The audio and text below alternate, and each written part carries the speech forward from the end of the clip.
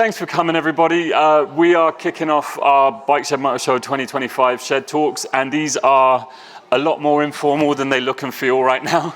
It's just basically an opportunity for us to make use of the fact we've got loads of awesome people here over this weekend, get a bunch of them on stage and have a chat about motorcycling and why we all do it and what we like. And we're going to start with unfinished business with VC, women, bikes, and freedom. And before we dig into it, I'm just going to introduce everybody so we know who everyone is and what their thing is. So this is Gemma Harrison.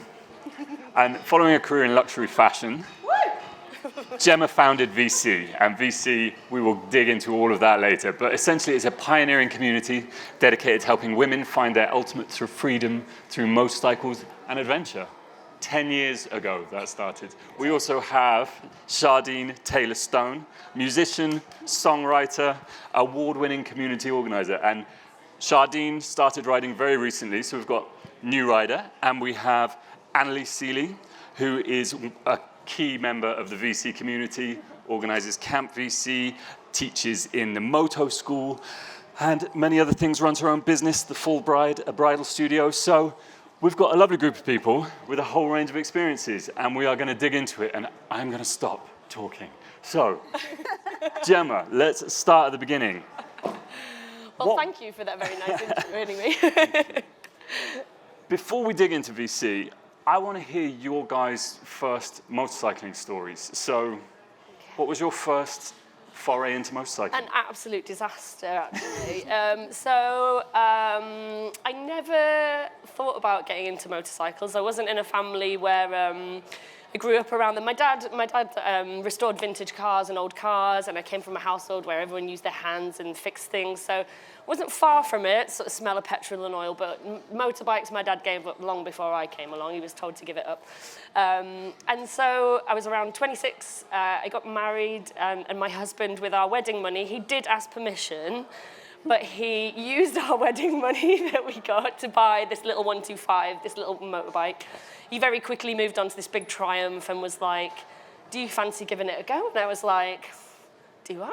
Maybe I do. Like, maybe I didn't have a car license, didn't drive. And so in Cross Harbour Asda car park at 6 o'clock in the morning on a Saturday, almost ended in complete divorce from my husband because I dropped the bike. I said that I hated it and I would never ride. I would never get it. And then 10 years later, motorcycles became a pretty large part of my life, weirdly. Absolutely. Wow. And when you started VC, that was 10 years ago, and that was how you started riding motorcycles. You blame VC entirely? entirely. So I always loved motorcycles because I grew up on the kind of rockabilly scene, so they were always kind of around, but they were just like these things that look cool. I didn't think like, oh yeah, maybe I'll be able to ride one. And my old band, Big Janie, were playing Camp VC. And I was like, what the hell is this? I can't be asked. We'd been on tour for 3 days, and we turned up and then rolled out the van, and I was like, oh my God, this is amazing. It was just like all these women doing all this cool stuff. It was like I arrived in some sort of science fiction movie. Like there's this tribe out in Wales somewhere, and all these women doing amazing stuff.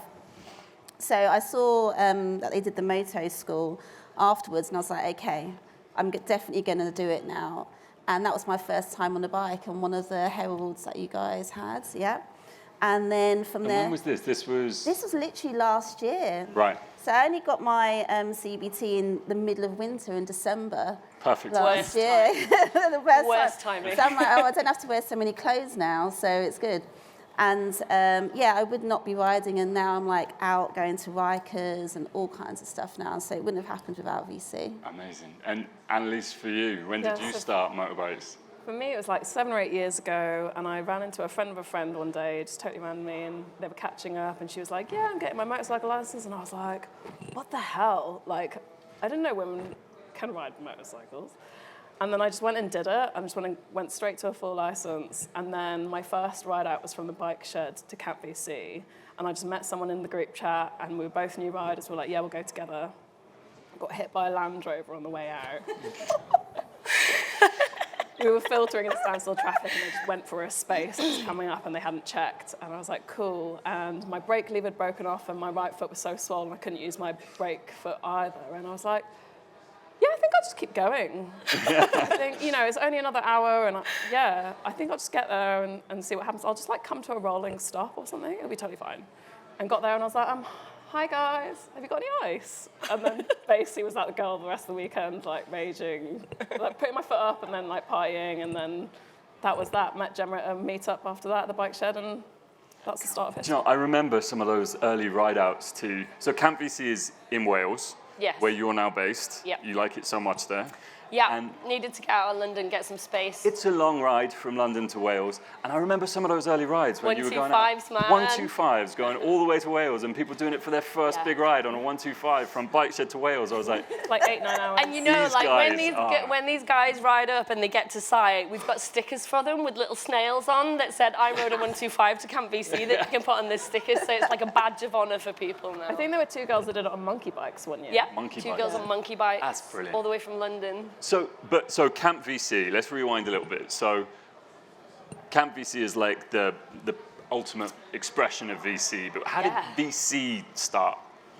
Completely by accident, one night, drunk in a moto workshop that we, well, I mean, when I started riding, I was riding this like little 125, and actually I went to the Bike Shed show, one of the very first ones. It must have been, I think it was 2013, so it must have been the first one. That was when we were in the archways in Shoreditch. Yeah, and it was tiny, and Yeah. only a few bikes, and yeah, so I'd only got my CBT for a couple of weeks, and I followed my husband in, I was terrified to be on the road on my own. I mean, anyone that gets their CBT, the first couple of weeks, they were pretty horrifying. So, and it was kind of, the guy that was working there was like, okay, fancy bikes this way, not so fancy bikes that way.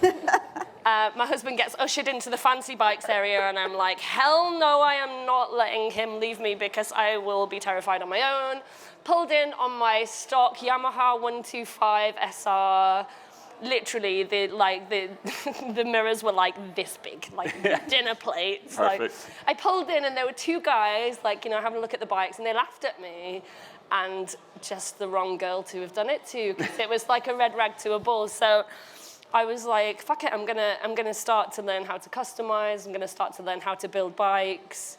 And I'm going to bring this bike back, and it's going to be, and you're going to notice, make these little tiny bikes that you'll laugh at. I'm going to make them something you notice, and so took this little bike away and immediately got out the angle grinder. Wouldn't recommend it to anyone because I had to learn to weld very fast afterwards.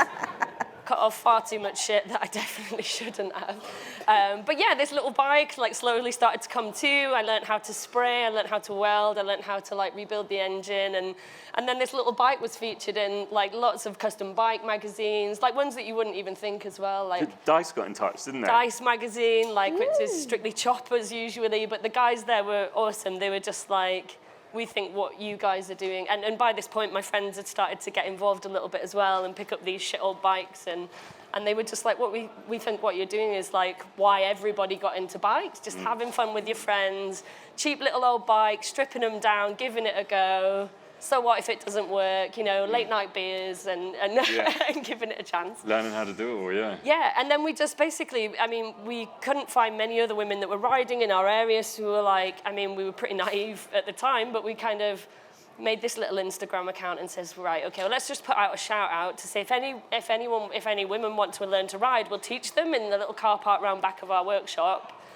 And we were just inundated with messages from people that had been riding on the back of their partner's bike for a long time, women that had been riding when they were younger and don't do it anymore and want to get back into it, women that had never given it a go ever and never thought they could until they saw us and said hey, I'm like that girl, maybe I can give it a go. And then 10 years later, we've taught over 3,500. Yeah. I mean, so it's, bonkers really. It's, 3,500 women have got on bikes 3,500 since you started and VC. counting, yeah. Yeah, absolutely. That's insane. I remember that little workshop. It was just further down the highway off Wapping, wasn't it? Yeah. One of the first times we met was when I was riding a knackered old Kawasaki GT550 and my clutch cable broke, Yes. and I was totally stranded. And I was pushing, and I'd seen pictures of the shop. on your Instagram, and I was like, that's where it is. And I was like, they'll help me. And you did. You fixed my clutch cable. So thank you very much for that. I didn't fix it. My husband probably did. Like, I probably provided the beers whilst you waited. I don't know. So. But do you know, when you talk about that first arrival at the Bike Shed show and sort of the reaction you got there of people laughing at your 125 and stuff, I know that you're saying that was a red rag to you and you wanted to wade in, but obviously bikes, what did they mean to you that kind of connected so much straight away and made you just go, I'm all into this? Do you know what? I mean, I'd been working in fashion for a long time. Like, I'd worked my way up the ladder and I became less and less creative the higher I went. And I'm a person that loves to use my hands. I definitely get it from my dad as well, you know, like rebuilding cars and things like this. And I mean, starting to be creative in such a way that was like, and I'm going to be honest, like Instagram was just starting at the time, so you didn't have to post anything at that time. It could be shit and you could just hide it from everyone. But like just giving things a go and starting from scratch as well. I loved being a beginner and learning something completely new. And I mean, also, who doesn't want to learn to use an angle grinder? It just looks great, doesn't it? Just makes you feel like a badass.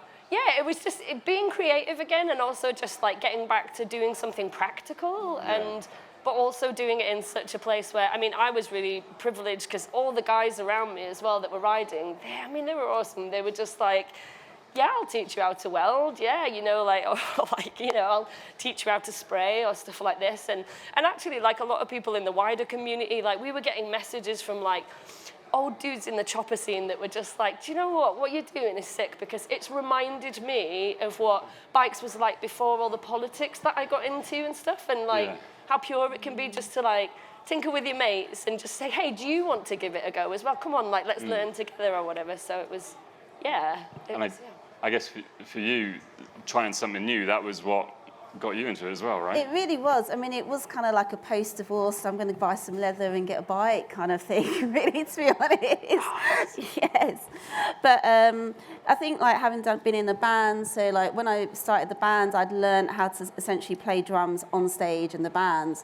So it's that same thing that you were saying, like trying something new, not being afraid to kind of learn and fall in front of people. Yeah. And the great thing about VC is that it creates a safe space to do that. So on the moto school, and Charlotte was like, go and give it a rev. And it's like, what, that first rev that you do on a bike, and you're like, oh, I could get into this. This is all right. And then you kind of do this for 5 seconds, and you're like, yes, I'm like a badass. And then you fall when you do your first turn. So and I think it's that thing of always like pushing myself to learn something new, and like the community, like when I got my CBT, and I then got my first bike, which is a Blue Rock Legend 125. And I was too scared to come out of the car park. I was like, oh my God, I actually have to do this on the road with cars and I don't know what to do. And I just put a message in the group chat, and then someone I'd never met before came, and she was like, I'm an experienced rider, I've just got a Tiger, and she's like this big and the bike's like this big, and she's like, I'm just trying to work out how to stop on it so we can learn together. So she's like this, climbing onto a massive bike. I'm like this. And she's like, I'll follow behind you and see how you go. And she came twice for me. And now we're friends and we ride out. And like other women here at the front that I ride out with have helped build up my confidence as a rider. So it's been invaluable. And it is that thing of just like meeting new people, making new friends, learning new skills and all of that. Annalise, what's it like teaching someone for the first time, giving them their first movement at moto school? I actually don't know if there's anything more fulfilling, especially... And tiring. And tiring. Well, it's probably the only exercise I do. I was like, I'm quitting my gym membership because I don't need to do any more running.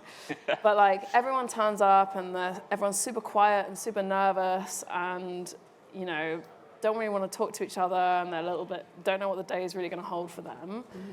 And then by the time you get people moving on the bike and maybe hitting a couple stumbling blocks, and you spend a bit more time with them and they learn, and as soon as they're like overcoming those obstacles, the rest of the group is cheering them on, and like everyone's cheering everyone else on, and like I'm running beside them while they're on the bike as well, and I'm just like, yes, like it's this incredible feeling, and by the end of the day, like they've made a WhatsApp group, they've put their CBTs together, they're like, when are we hanging out?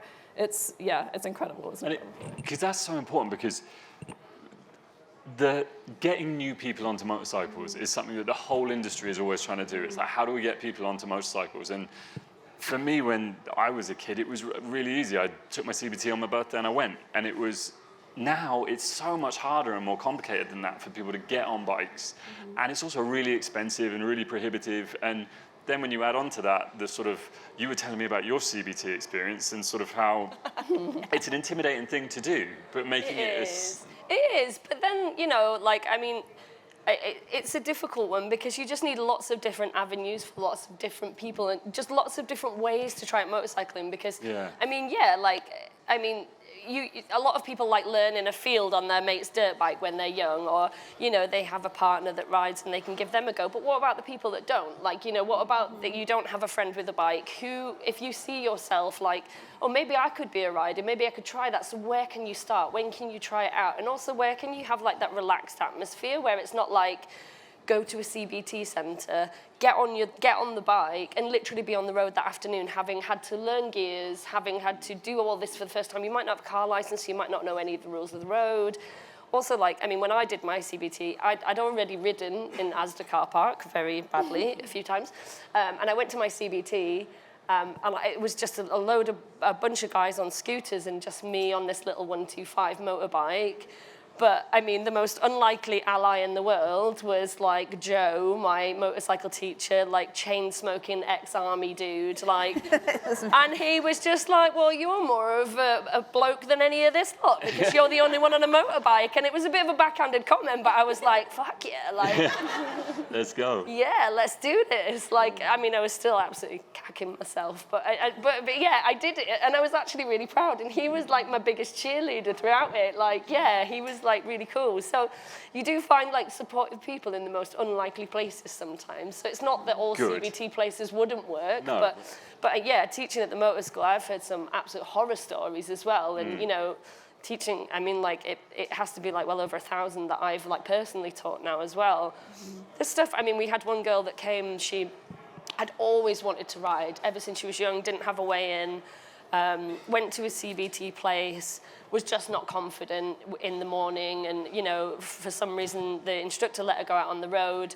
She had an awful accident, broke her arm. It was terrible, and she came to the moto school to us, and she was like, this is my last chance. This is if I can't learn here, I can't learn anywhere. She was on the bike, and she was like this. And it had taken her a couple of years. Even to build up the confidence to come to see us. She was shaking. And basically, luckily enough, we had an extra instructor, so I just took her all on my own for the day, and just spoke to her and talked her through it. We literally spent a couple of hours just paddling through the car park. By the end of the day, the girl was riding around in third gear around this car park with the rest of the girls in a line doing a Mexican wave as she was going by. And the difference in how she felt from the beginning to the end of the day, it was just amazing. And she was like, this is life-changing to have done this. And now she rides. Yeah. And now she's fine. She just needed a different approach and a bit of a softer way to go into it and just some more support. So, yeah.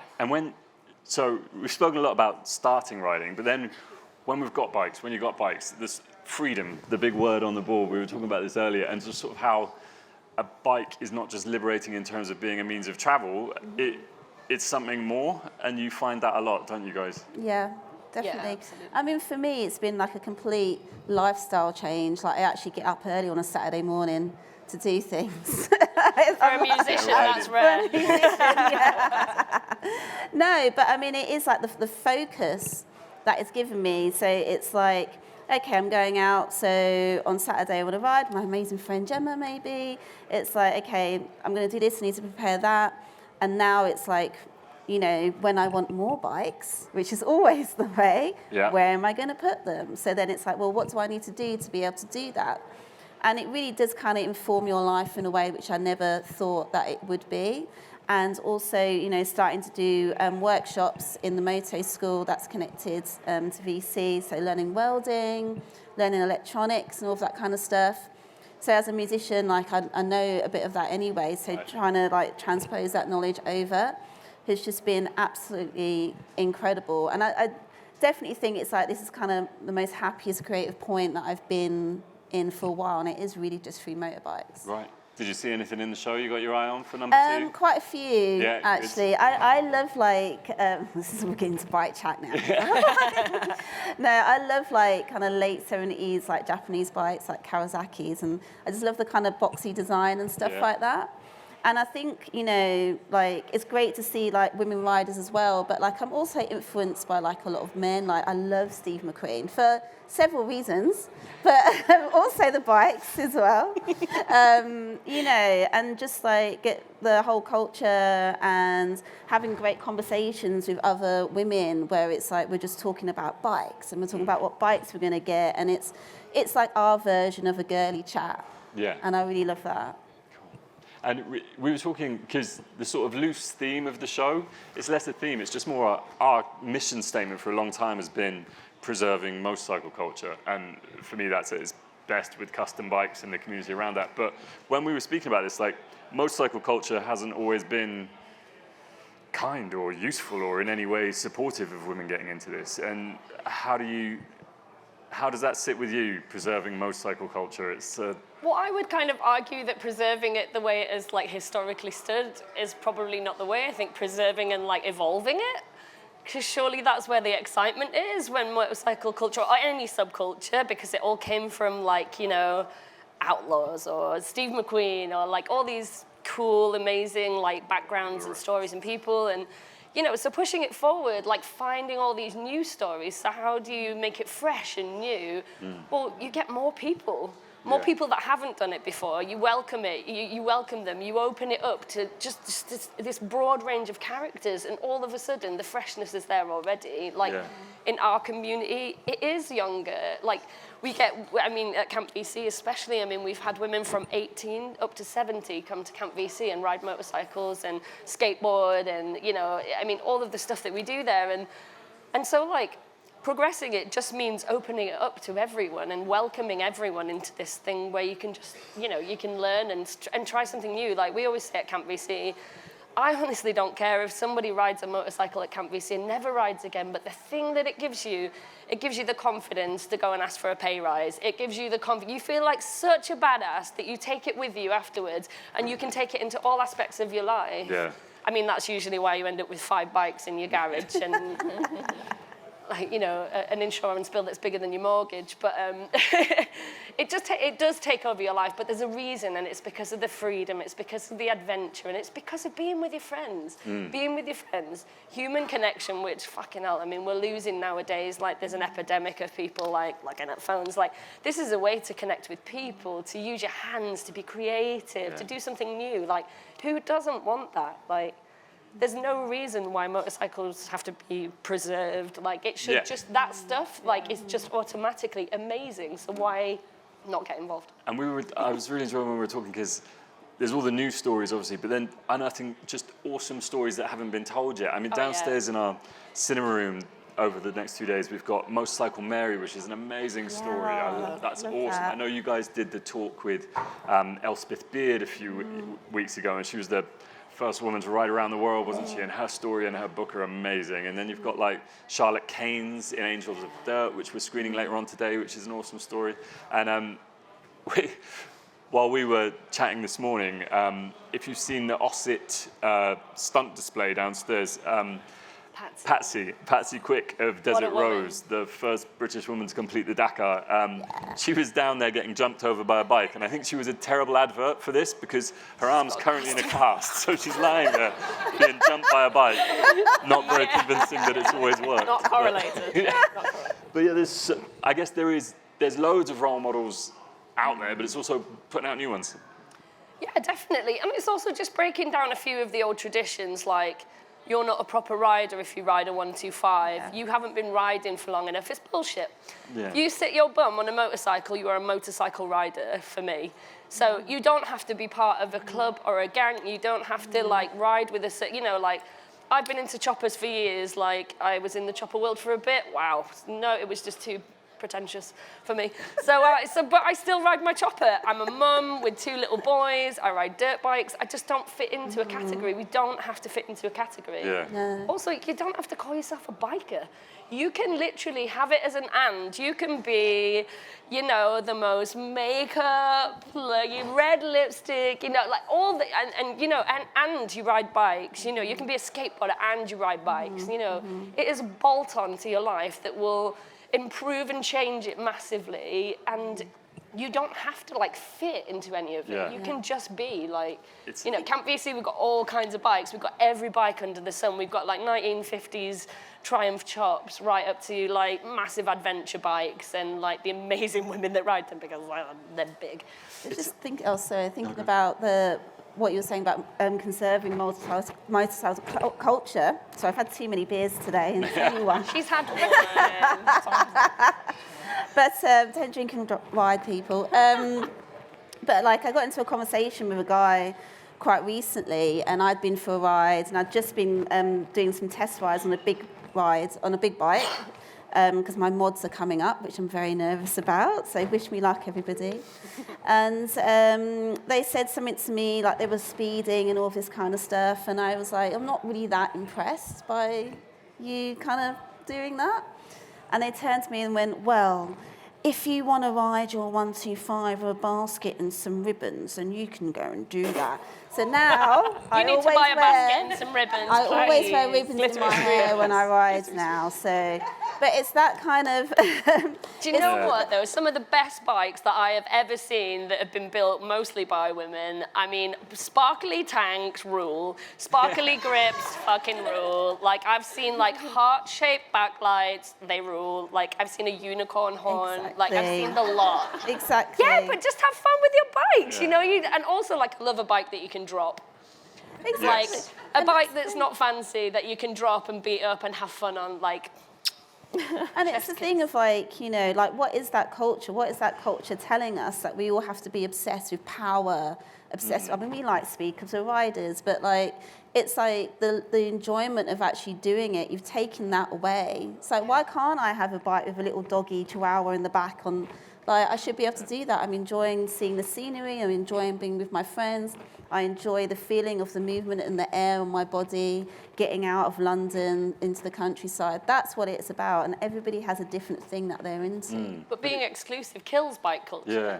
Don't make someone feel like shit if they're riding a 125. Remember why you got into riding, and remember you rode a 125 probably at one point, and you just loved it enough to carry on. So that's the whole point. It is difficult, isn't it? Because obviously there is a real there is negativity often, and there's the amount of times at the Bike Shed that people have said to me, you're not a proper biker, and I'm like, who gets to choose what that is? I'm not sure I want to be if you don't. What is that? I'd Yeah. love to meet this proper But you biker. just I'd kind love of- to meet them. Do they exist in 1964 and they're in like the Outlaws? Like who is the proper unless biker? you're that guy, you're Who's not the real proper. one, But you know? I guess there is lots of cliques and factions and groups and styles and tastes, and it's about sort of that all being okay. Like at Bike Shed we have common ground on the rugs, and it's kind of because often it's kind of you get pigeonholed quite a lot, and it's nice to kind of just have people that ride bikes getting together. But that's what you guys have been really good at for a very long time as well. We've been involved with Bike Shed for many years, and I mean, we first needed a venue to be able to put on like a little meetup. We do it like the first Wednesday of every month at Bike Shed from 7:30. If any women or non-binary people are interested, you come down. But yeah, I mean, I think having that space where it's not like a specific look or a specific feel, it's just culture. It's just culture, and you can be. But the best bikes I've ever seen are like a chopper that was inspired by, you know, a pedal and pop scooter. Like, you know, some like I mean, candy-colored choppers. Come on, who hasn't noticed that they're the campest thing ever? Like, you know, like bright green sparkly choppers. Come on, is no one seeing this? With these burly guys. With the vests. Yeah, but then Bike Shed is a really great place to do that, and it's always been like a good place to be able to meet because it does like level the terrain a little bit, and it's always been really welcoming. Like apart from the two dudes that laughed at me, but hey, they didn't work for Bike Shed. So.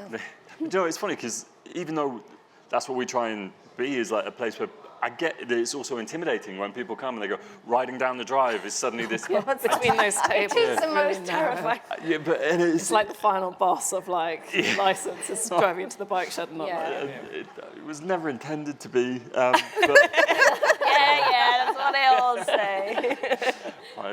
it's we sometimes have people say, "Oh, can I come if I'm not a member?" And we're like, "Yes." How do we say this loud enough that it's a place where you can come? Yeah, if we you're get a member lot or of not? that too. Like, how do I become a member? And our policy is if you show up, you're in. That's it. Like, there's no membership. There's no like signing up. You It's don't a very have rigorous to like. vetting process. Huh? It's a very rigorous vetting process. It's a very rigorous Everyone. vetting process. If you come and sit down and have a beer with Yeah. us, like that's it. But then bike culture just it is and it should just be open to everybody to give it a go, because who doesn't want a piece of freedom, you know? But is there anything you see and look at and observe in the motorcycle industry or from brands that you kind of want to see less of or want to see more of? What do you want to see from motorcycles? I mean, it's definitely already come so far. Even in the past like 7 or 8 years that I've been riding, like 8 years ago, I couldn't find any women's protective gear that worked for me, basically. I was wearing like men's stuff that's all like too narrow in the hip and sits too high. And even now, like there's so much more available. But one of the reasons like our moto school is so popular, and we have men emailing us all the time asking to join too, is because we've created a sort of stepping stone that's a pre-CBT, and it's affordable and it's accessible, and you can come and have like a taster session, and you can get one-on-one time with an instructor, and you can go into your CBT being like, yeah, I feel comfortable, yeah, I can start and stop, yeah, I can change gear, I think I'm ready to go on the road. And it's just more things like that, you know, bigger bike schools could put in place taster sessions like that too. Pre-CBT tasters. Exactly, Yeah. like people want it, they want to pay for it. Yeah. But I think also like brands, you know, I mean, they need to put their money where their mouth is in terms of that. If they want to continue bike culture and they want to look towards the future, it's a long game, it's not a short game. So, you know, like sponsoring a moto school or like, you know, hosting days where people feel welcome to come that maybe wouldn't have before, or, you know, having talks in your stores, or, you know, opening up your space and say, just breaking down the barrier and just going, it's for everyone, don't worry. Yeah. It might look a certain way because, yes, they have to market to a customer that is currently buying, but what happens later than that? What happens after? You know, and there is like a whole pool of people, like you know, there are a lot of people that want to get into bikes, a lot. And a lot of people who want to buy bikes as well. I was going to say, like, two of the...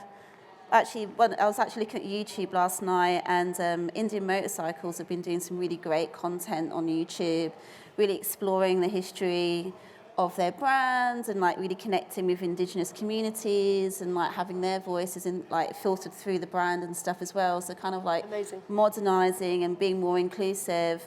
And one of my favorite YouTube shows was Moto Maidens, because they were like really cool. But it's actually made by Harley, and it's just like a bunch of women out on choppers, like going across America and stuff like that.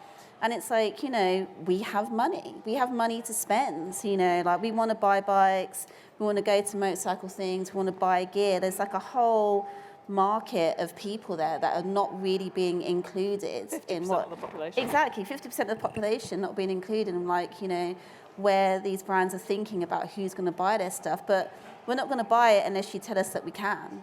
Or if we don't make ourselves represented. Exactly, Yeah, exactly. absolutely. Or make stuff that fits. But some brands are killing it. Like, I mean, Royal Enfield are doing a great job right now. Like, they're doing their build, train, race. I might have that got those. So build, train, race, where they like have like women bike builders come and do flat track racing, and they do a whole season where they build the bike. I mean, it's sick, it's amazing. But they're a great example of a brand that's like putting some clout behind that and putting some real attention, because also, you know, these women's projects and things, they're not just to speak to women. Guys can be inspired by watching women on bikes too. It's not like, you know, we've had to be inspired by guys for so long. So like, it's for everyone. It's for everyone's benefit. And especially when you talk about preserving and pushing forward, what could be more fresh and new than new people and new voices. So. Cool. So there's more work to do, but there's a lot of good stuff happening still. Yeah, there is. Yeah, there's a lot of good people out there. Yeah, and also just like any advice to a woman wanting to ride, just ask someone. Like, it might be scary, but walk up and ask. And like any of the bike builders here, just go up and ask. Because 9 times out of 10, Oh man, they'll bore you to death with it, like if you ask. If you see someone with a yellow lanyard, they will happily tell you all about Yeah, they their will bike. happily Yeah. tell you. Yeah, but even just breaking it down, like, you know, like how would I start to learn how to spray a tank? Like, Yeah. again, I didn't have a massive setup. I just just got outside with some spray cans and a mask.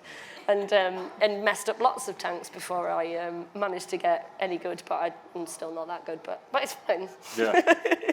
Do you know, something that I've really kind of only just cottoned onto, because when we talk about new riders all the time and there's a focus on youth, and then you kind of go, like you said, you've got women riding for the first time in their 70s at the camp, and you kind of go, a new rider doesn't have to be a young rider. No.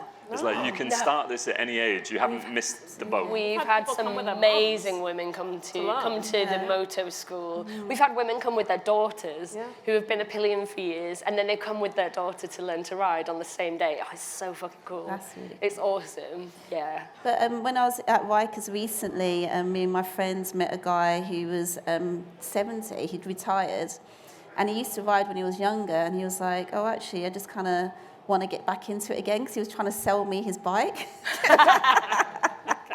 He's like, I can't take it to Cornwall, so like, do you want it? And I was like, well, I actually got my bike, and you know, I want to get a bigger bike.